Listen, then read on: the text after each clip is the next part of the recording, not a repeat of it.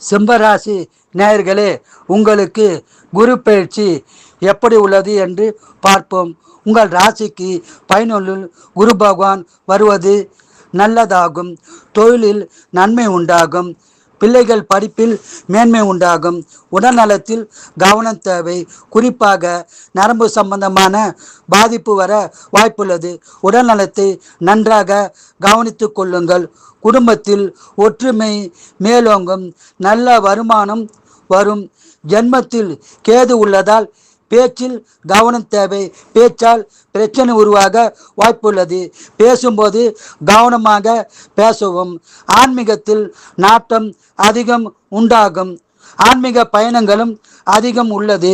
நீங்கள் இஷ்ட தெய்வம், குலதெய்வம் சனீஸ்வர பகவான் வழிபாடு செய்து சிறப்பான பலன்களை பெறுங்கள். குரு வாழ்க, குருவே துணை.